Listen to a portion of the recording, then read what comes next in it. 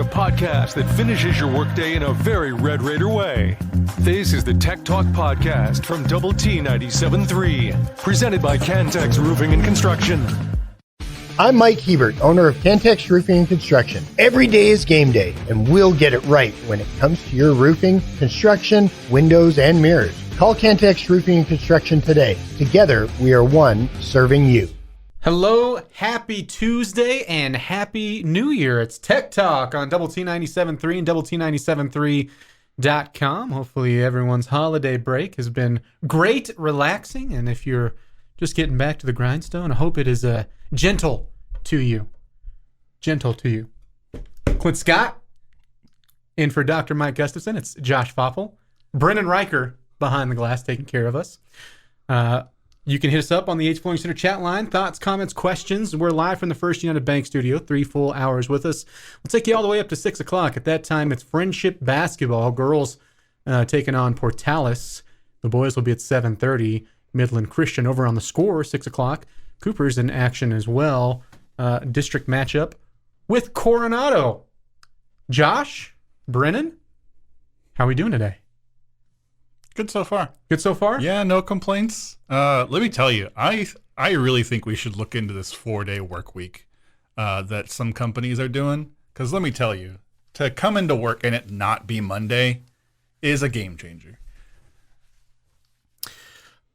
I think I've gotten not grumpier. Grumpier isn't the word, because I if you want to do this, like I'm all for it. I've learned something. Sure. This weekend is that I'm not a New Year's guy anymore. I'm just not. Fair. Yeah. I'm just not. I like get-togethers. I like being around people. Yeah. Generally, I like everyone counting something at the same time. Until it's how many occasions do you? I'm just kidding. Just I try to count down as much as I can. Let's just start a countdown. I'm at like the fast food window, counting down my order, see if I can time it up as they like hand me the brown bag. Oh, they must hate you. I don't know what's happened to me. I want everyone. You're just old, man. I guess maybe that's true. That's it. I don't know. Like, so did you have? You seem like you had just a wild. Oh yeah, throwdown. It was crazy over at the Faupel. No, not residence. actually.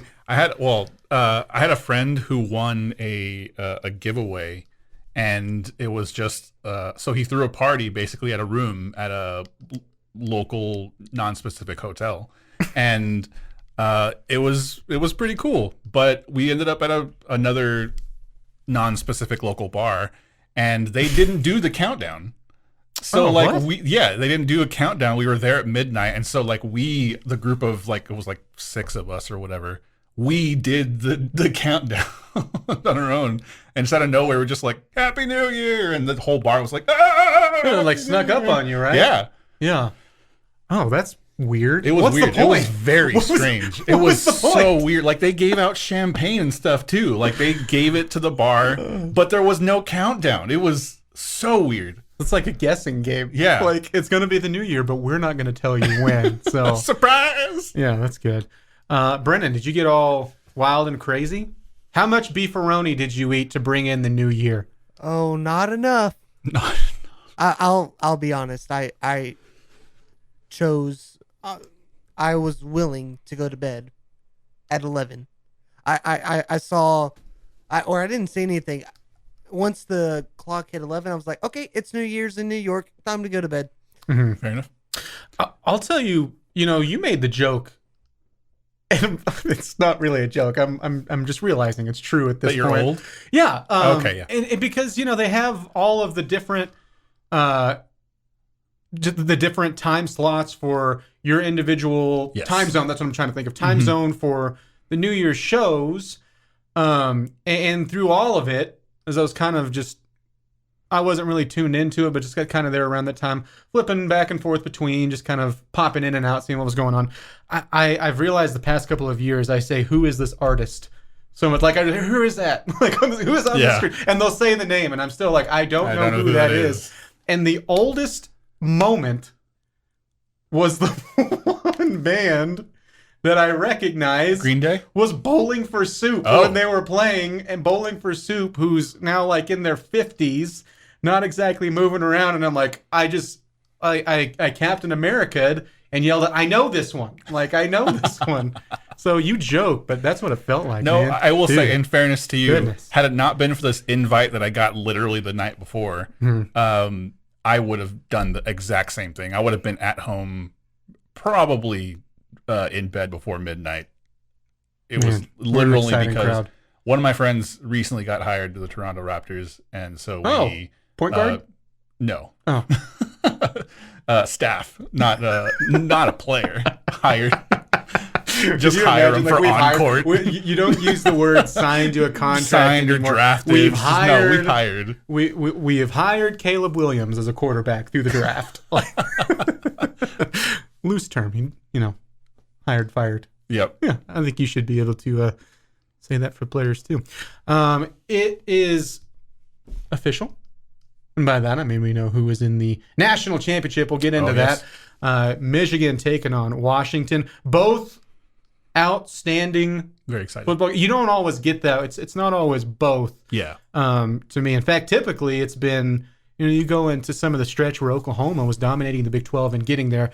It was Oklahoma showing up like, okay, who are we going to get throttled by this year? And they had a great game with Georgia there mixed in as well. But typically that's kind of what it felt like. And they're not the only ones. You had like the Michigan State year where they show up and get waxed. I want to say when Washington made it way back like a decade ago, when the college football playoff was starting up, like Washington showed up and they were technically in the playoff and got waxed. And last year, I think someone had pointed out that, the games ended up being close. And the Ohio State-Georgia game, that was a fantastic football game.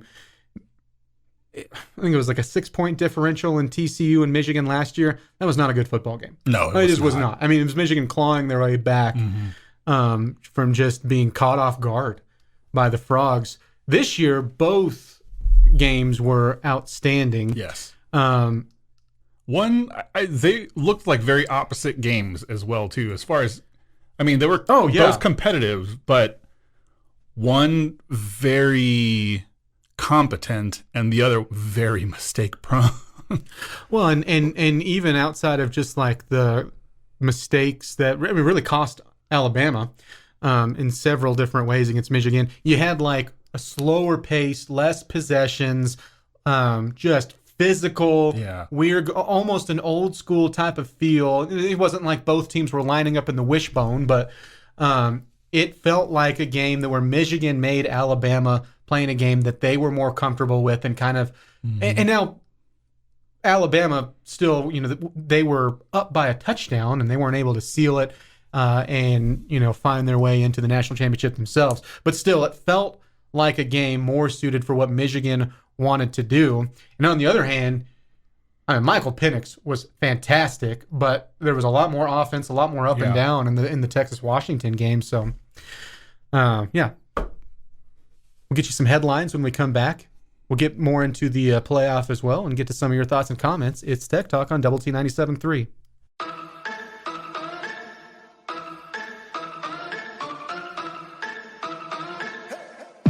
The podcast that finishes your workday in a very Red Raider way.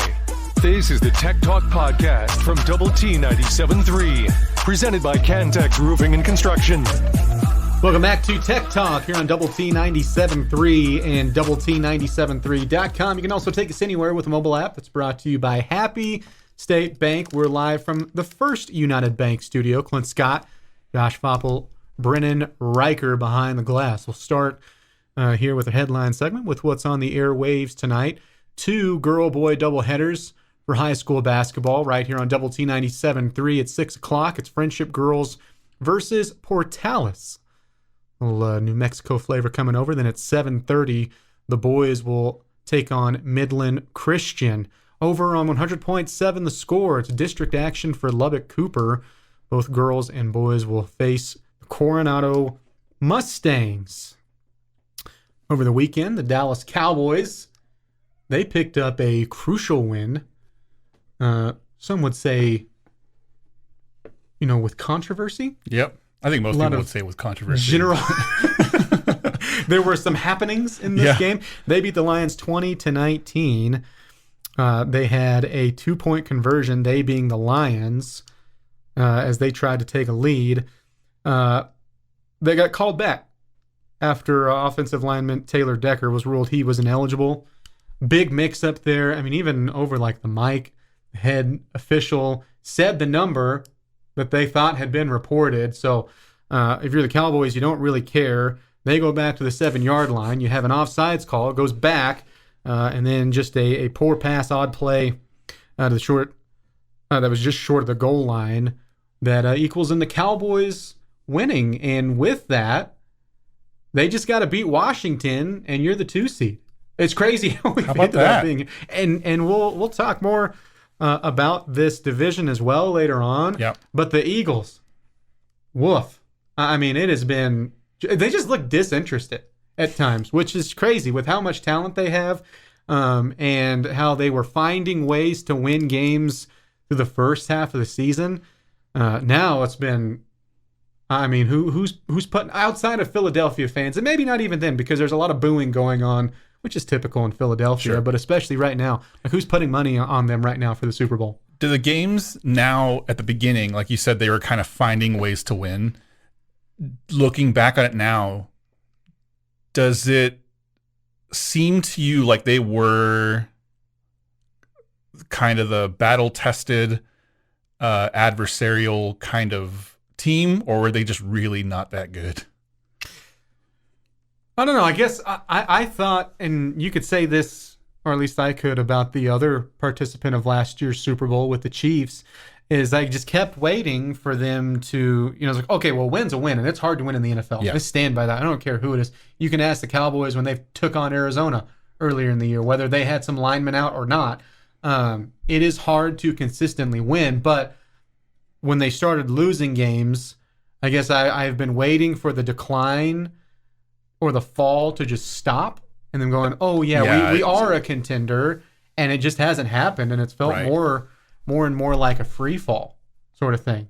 And the Chiefs, even though they beat the Bengals, they have felt the same way all year. You're like just waiting for them to kind of put their foot in the ground and go, okay, that's the team you've seen over the past few years. Yeah, I feel like my expectations of them were really a lot higher, and they writing on the wall shouldn't have been, because the team that went to the Super Bowl last year, a lot of players are gone from that. Or not a lot, but some of those key players just didn't come back, and I was probably just expecting them to figure it out, and apparently haven't. Yeah. So.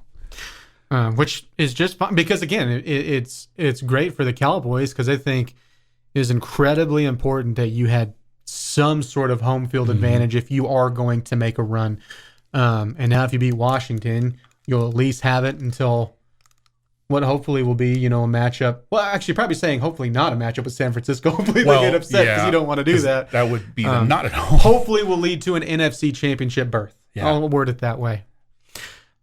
Women's basketball won their conference opener. They beat Houston 79-71. They scored 51 points there in the first half. It didn't put up as much there in the second, but still had enough to win that one. So their conference opener goes in the way of the Lady Raiders. It's the first time in 11 years they won their conference road opener.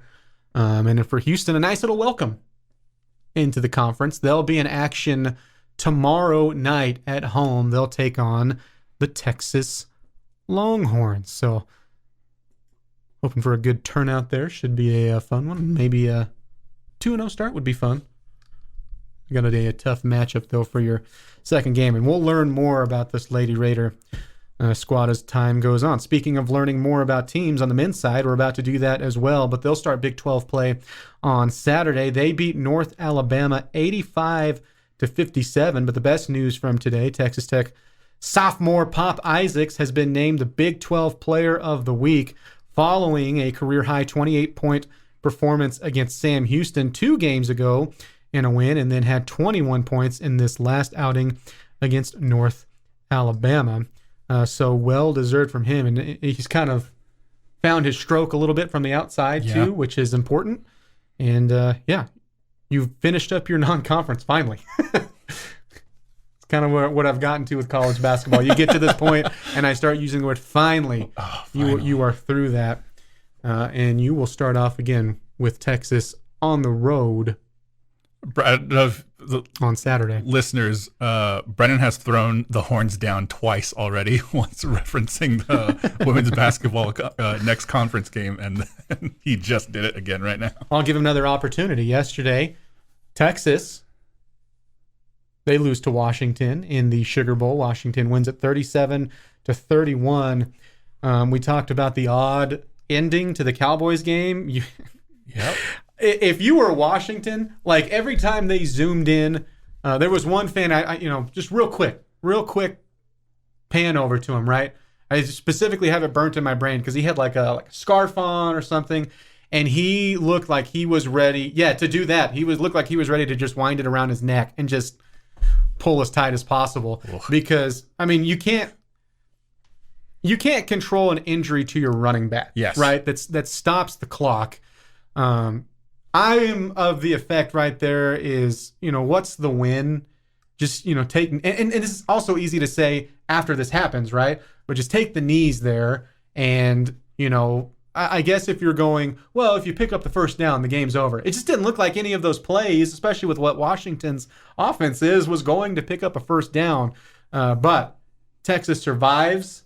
You also had the gut-wrenching little play there, if you're a Washington fan, where 1 second still remains on the clock. But they prevailed. They're headed to the championship. They'll face the Michigan Wolverines. They beat Alabama 27-20 in overtime.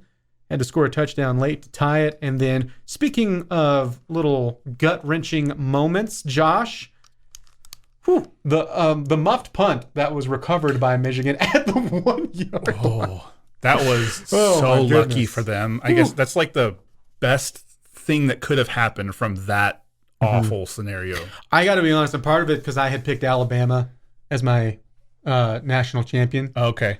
So just the side that I was picking on. I also I just thought it would have been just so funny if Michigan would have lost on a safety somehow, some way. And with the timing, there's a good chance that there's no clock remaining. I mean, at its lowest, it's going to be limited time, right? Like just a handful of seconds.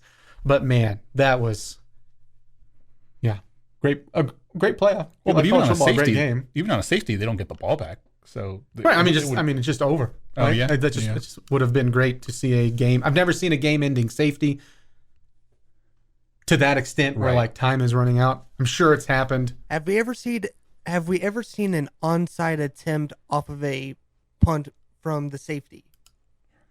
For Michigan to try to get the ball back and had that happen. Oh, that'd be rough. That'd be really difficult, I think. I've never seen it. It is Tech Talk here on Double T 97.3. The podcast put together with Red Raider fans in mind. This is the Tech Talk Podcast from Double T 97.3, presented by Cantex Roofing and Construction. Thanks for joining us. Happy Tuesday and Happy New Year's to you. Hopefully the holiday time was wonderful for you. Hopefully relaxing. Unless you didn't want it to be relaxing, you wanted to get rough and rowdy, then I hope it was the rowdiest. Yeah. Either way. Really one or two ways. I feel like, if you're going into New Year's, it's like I had crazy time. I did scream from 10 seconds down. I don't know how many of those little champagne flutes that I threw back, but it was a lot. Rowdy and hamburger helper go hand in hand. Mm-hmm. Hey, in Brennan's case, literally hamburger helper in both hands. Yeah, he says one flavor for each. Oh yeah. Boy, I was gone all week. By the way, taking you all the way up to 6 o'clock. Didn't notice. Scott, Josh Faupel, Brendan Riker. Yeah, I was gone last week. I did notice. Actually, I'm kidding. Yeah. Figured you were. Okay. Sarcasm showing over there. And so there's, I'm not gonna try to catch up on a week's worth of sporting events that were missed, but. I think the biggest star of the bowl season was the Pop-Tarts Bowl mascot. I think they nailed it. I've never seen so much hype for a non-New Year's Six, non-playoff bowl game before what some of the Pop-Tarts Bowl got for an odd reason. And I thought it was hilarious. I thought they nailed it. I just want to see it again. Oh, my. It's so good.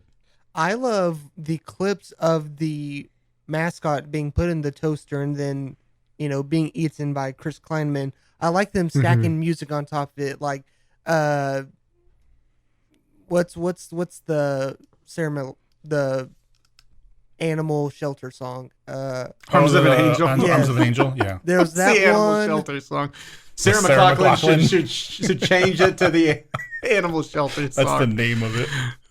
And then Time of Your Life. There's one that was Creed Higher. And then Yes.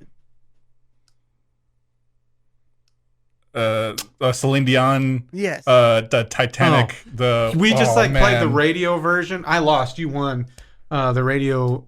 Oh right, identify this song. We name this Just song. putting his arms out. Yeah. Playing radio Musical charades. charades. Yeah, radio charades is always great. He right? had Especially he had the rose, the front of the boat scene that he was doing. you got it. I trying was to- lost. It's like I don't know. I was like, where are we going? Spelling a T back there or Just a T pose. Yeah, that makes sense.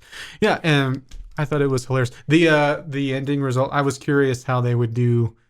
Clearly the hey, he's a mascot, and now he's an edible mascot.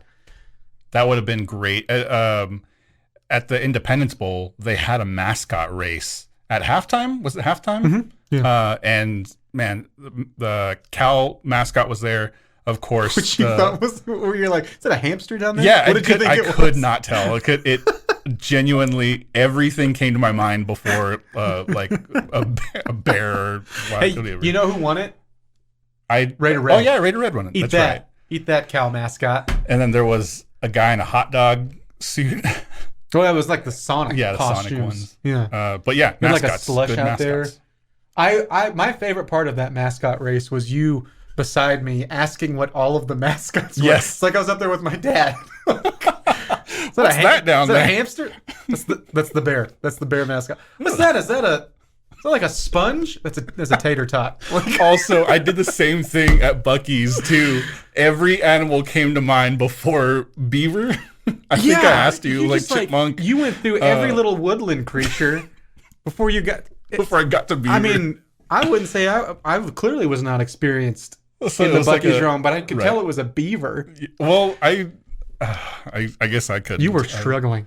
Yeah, I- I would love an animal show with you narrating it, and just like I don't know, what is this, like a ferret? Have you Or seen really a mascot show. It's like, okay, That would be good. wh- 'cause I wouldn't be able to what is identify the any of them. mascot for Kansas State? It's a humanoid Oh, cat. it's a centaur cat. It's what it is. It's stupid and it's terrifying. It's not right. Unnatural. Speaking of the Pop-Tarts Bowl. Sure. Yeah. This from Mark. Hey, Clint, I was surprised to see you on Saturday. Yeah. On about. Because it's good to see you, Mark. Good to say hi. This on the Yates Flooring Center chat line from TN Raider. A back shoulder or a dart towards the pylon would have won it. Ewers looked off all fourth quarter. Yeah, I agree. I don't think that was Texas's best game as a unit, but I also think that's partially because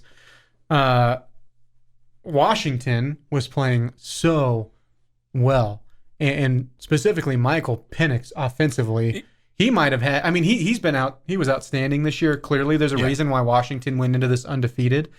But it was like the opposite. Like he played probably to about the best of his ability, and Texas was pretty mid. He was probably the best quarterback of the playoff. Oh Like, yeah, yeah, 100%.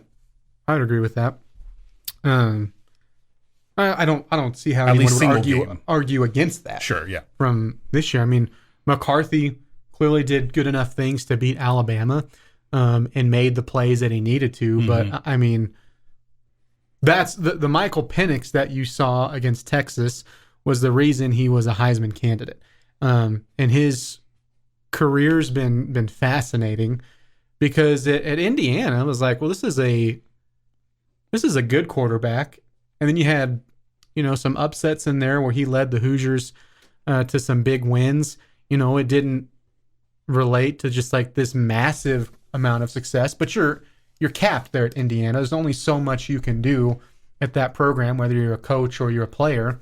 And I think he found that. But you go back to that and some of the injuries that he had too. Like, and they talked about this a little bit last night. Like, that's something he used to run a lot more. Like, that was a different part of his game. And it's not that he couldn't throw, clearly, because he throws a very pretty ball. And those receivers are also helps that you're fantastic. I heard former Texas Tech Red Raider Jalen Pohl one more time, I was going to lose my mind. Felt like they were doing Texas it on purpose. Tech got a lot of name drops. Yeah, you had in the Sugar Mahomes Bowl. thing, where you looked at what back-to-back years, 4,500 yards. It's Mahomes and Penix. But what he's turned into and what he was last night was a huge reason of why they won. But I do agree, though, that, Ewers, who I don't think is a world beater quarterback. I don't think anyone does. He had a solid year, a better year than I thought he would. It just looked off at times. And again, I think that's more of to say with what Washington was doing. It's Tech Talk on Double T 97.3.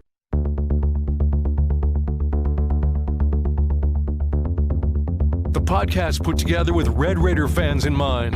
This is the Tech Talk Podcast from Double T 97.3, presented by Cantex Roofing and Construction. It is Tech Talk here on Double T 97.3 and Double T97.3.com. Clint Scott, Josh Faupel, Brendan Riker behind the glass, taking care of us. We will have a play of the day played by him in just a moment. You can't prove that. That's true. I guess proof will be in the pudding whenever he plays said pudding. Yeah, that works. Yep. I just wanted to round out. I play thoughts. Jello, not Right. pudding. Okay, so before I asked Brendan for his opinion on this, I wanted to round out this. I immediately forgot how to phrase what we're talking about. The Bears, their draft pick situation and stuff. Wouldn't the benefit then be to still get a higher pick? And then if you're concerned about putting players around Justin Fields, you could trade back from that higher pick instead of hoping for whatever.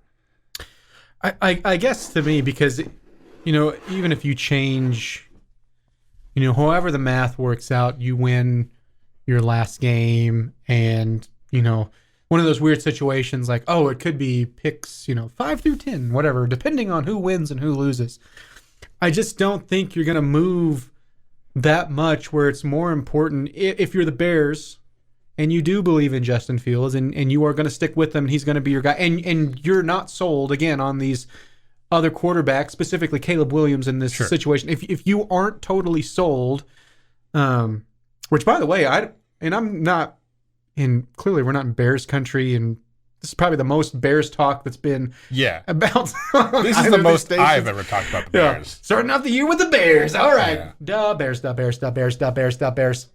I was surprised. You watched like at the end of the game, like their fans chanting like we want Justin. I thought that was Fields. I thought they hated Justin Fields. Maybe I guess I was way off, or maybe it was just the like 15 fans that they zoomed in on. Who knows? But if you are sold and you're sticking with him, to me, he's still at a point though. Like he just needs to keep playing games, right? And he wasn't even there the whole season this year, so he missed out on 4 or 5. Whenever the Tyler Badgen kid, thumb, I think, either way, like I think it's more important that you keep on getting him live fire opportunity, and this is also something like when you take away some of the a preseason game and you're down to just 3. We all really know like that means for most teams and for starters like now like you're playing in 2 instead of the 3 of the 4. Right. And you're doing your dress rehearsal for most teams in game 2 rather in game 3 of the preseason because you got another one to work with. I think even more so with that, like if you are sticking with him, and maybe it's you still want to see, hey, what does he have? Or maybe you're doing him a favor and you're going, hey, we are going to move on from you, but we want to give you an audition if we move on from you for other teams to be interested, or maybe use that as trade bait. I think there's a lot of benefits. Because again, if this was like 15 spots difference, if you in the first round, if you win, add it in that you for sure have the top pick to do whatever you want with. I think that it's, to me, more benefit to having him in the game than not. Okay. I will say that it's very rare for teams to like blatantly tank in the NFL. Like, I mean, bench their starters kind of like it's not something that happens. I just mean in this particular scenario because of kind of what you've seen from Justin Fields and their particular draft position and stuff is why I'm asking. Brennan, see, you have thoughts on... So the original question was, do you bench Justin Fields this week? Kind of like against the what? Well, Packers? not necessarily this week. This is actually like, I'm thinking back to weeks ago. Like if you're not sold on Justin Fields, that's my context of the question is, if you're not sold on him, what's the benefit of keeping him playing and not just getting a better draft pick? I think the Bears are... You've seen Justin Fields improve immensely this season, and you've proven that if you put some guys around him who can catch the ball, I think, you know... Basically, you're saying DJ Moore. Yeah, DJ Moore. DJ Moore. A.K.A. DJ Moore. You know, things can be fine. I think there is merit to playing him and continuing to let him grow and just get a feel for this team. And right now they do have the first round pick. I think I don't see why you wouldn't play him and wouldn't say, hey, you know, rough season, you're going to finish bottom of your division, but we saw a lot of things that we liked and we saw improvement.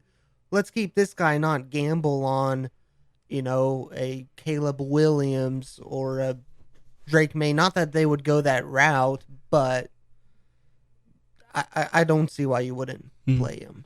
You think they trade out of number one? No, I would use it. I mean, go get the best receiver. Go get the best offensive lineman. Whatever you want. I mean, go use it. This doesn't seem to me like here. Hey, this is from Bobby on the chat line. So nice to hear y'all talk about my Bears. We just need to get Harrison Jr. and we good. Yeah, go get Harrison. Go get Marvin Harrison At Jr. one? I use it. I don't care. Like if I'm them, because we see so many quarterback busts and we see so many busts else. Like in any time you have this top pick at other positions, why not go get the best of what you need help with? I'm on board with that at the position that it's at. I'm not in a war room, obviously, so ignore me altogether if any NFL executives are listening. But someone's going to want that top pick. Even if you trade back to 2, like the Bears did, traded into years ago to get Trubisky. Such a weird thing to do. Anyway, someone's going to want that top pick, even if you want Marvin Harrison Jr. I don't know. I think sometimes you outthink yourself, right, with moving parts. And right now, unless you're getting like a bag for that first spot and you know for sure, like it's that you're moving 1 or 2 spots back and you're 100 billion, million, trillion %. They are not going after the guy that you want. It's not like they're set defensively either, right? Like the Bears...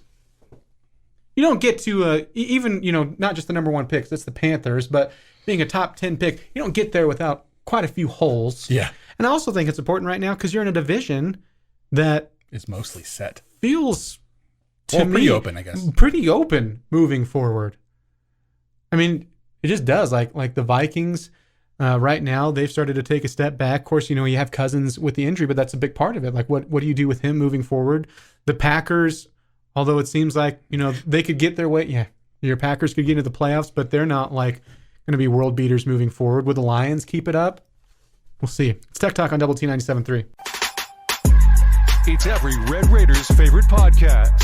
This is the Tech Talk Podcast from Double T 97.3, presented by Cantex Roofing and Construction. Welcome back to Tech Talk, a Tuesday edition. Happy New Year to you. Thanks for joining us here on Double T 97.3 and Double T 97.3.com. You can also take us anywhere with you with the mobile apps, brought to you by Happy State Bank. Clint Scott, Josh Faupel in for Dr. Mike Gustafson. He will return tomorrow. Brennan Riker behind the glass. And, you know, you can move someone from the 12 to 3 shift, but the 12 to 3 stays with you, as always, pushed back a segment later. Brennan, please hit us up with your play of the day.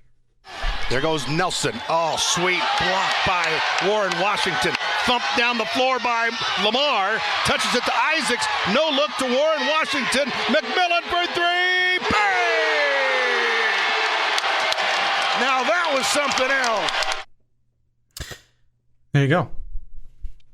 That was one of the sequences on in the game Monday against North Alabama, and just watching it, on TV, it was spectacular. It was kind of reminiscent of a couple years ago, or I don't even remember what it was. Mine's a little hazy, but no, it would have been like 2018 or 2019 when there's a sequence where Tech hit a three, go down the other end of the floor, get a swat, go back down in transition and hit a three against TCU, and the place goes nuts. And I had the radio paired with the TV on Monday, but that was the loudest the USA had sounded in a while, just off of that sequence alone. It was fantastic. This doesn't exactly translate into, hey, this is why I think you could make the NCAA tournament in year one under Grant McCaslin. Sure. This is more just of a pleasing to the eye sort of thing. You certainly have some holes on the roster. There's no doubt it is going to be tough to get to the dance. But from what you went through last year, and not just the off the court stuff and not just the firing, I mean the actual watching on the court, what you went through last year, the fact that you have like some offensive life, and it's not just a guy. Like, you've had times where, again, it's been against Sam Houston and North Alabama the past two games. It didn't look all that pretty at times against UT Arlington. It didn't look all that pretty at times against Oral Roberts or Vanderbilt. Some of these games recently, right? As you've wrapped up your non-conference slate. But still, the past two games, like, you've seen really good ball movement at times, and you just have an offense that can be really fun to watch. And you have more than just a guy. You have a few guys that can knock down shots where it hasn't been that. I mean, sometimes watching your half-court offense with last year's roster, and again, I'm going separating it just from the entire mess that was men's basketball last year that led you to having a year one coach. Just watching them play was sometimes in the half-court like, just put a pencil in my eye. That would be easier. It's just bad, right? And we went, oh, well, this is a defensive team. Well, you're allowed to do things well offensively as well. You're allowed to score. You're allowed to score. Like, just because you're a defensive team doesn't mean like, it doesn't matter. Like, that is the Iowa football concept of thinking for basketball. That's a great equivalent. And so, like, the fact that has been different this year, and sometimes you've actually had a flowing offense, and you've scored in transition, and you've scored in the half court, and you've been fairly unselfish to me with the basketball, and it seems like no one's been like, okay, well, I've had enough of this passing garbage. It's my time to start, chunking up shots or just forcing things, and you did that. It seemed like with everybody last year. So again, the past two have just been against Sam Houston and North Alabama, and I'm going full body of work, for this as you've tried to get better and better. You have the setback with Devin Cambridge go out, but you have the pluses of like Kerwin Walton has played really well for you. Seems like he's taken a step. Chance McMillan off the bench has been your only consistent.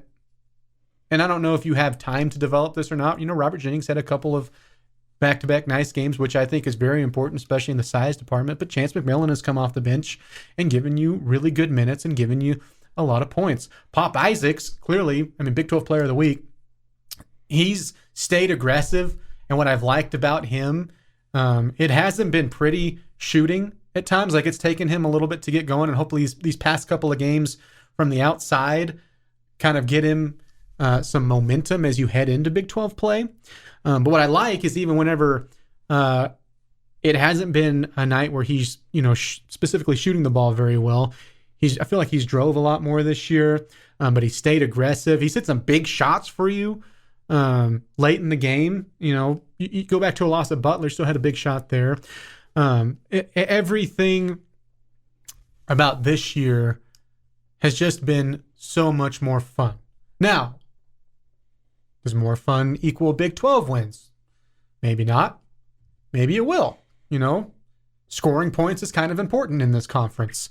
Will it equal a tournament berth? We'll find out. Either way, I just think it's just a much more pleasant product to watch, personally. Yeah, I agree. I think even just like not even comparatively speaking, not even comparing it to last year, it's just better to watch, more fun to watch. I think exactly like you said, more fun to watch this year. And I was a big fan of O'Banner coming into hitting threes and stuff last year, and watching McMillan play is a lot of fun this year. Yeah, I mean, there's some of the guys on that team last year. I'm like, oh man, don't me wrong. There's part of it that was like, clearly there were guys that weren't all the way invested, and there was a mess from top to bottom, from staff to player. But like O'Banner, he's one. I'm like, oh man, I'm sorry, this is your last. Yeah, that was rough. That was. Because he was a big part of the year, especially before, being a transfer where you did have tournament success. It got clearly a big part of that, and with the likes of Bryson Williams and Santos Silva, and under the same tutelage, under the same coach, under the same staff, the year before, that team felt like one that was easy to get behind, and yeah, for like him. Like last year, what a way to go out. Thanks for your time here. Thanks for your service. The big thing I hope is it would be nice if we don't start conference play 0-9, and I don't think that's going to be the case. I don't know. If that happens, remember this moment in time. You have it, I have it. Gosh. That would be I hope that so too. Awful. But I mean, because the league is still tougher, and you just added Houston, and Houston is right around the corner to start Big 12 play. I think you can. I don't know what to expect from Texas, but I think this team can definitely beat Oklahoma State next week. Oh, I would hope so. I think that we'll start hour number 3 on this thought. It's Tech Talk on Double T 97.3. This has been the Tech Talk Podcast, presented by Cantex Roofing and Construction.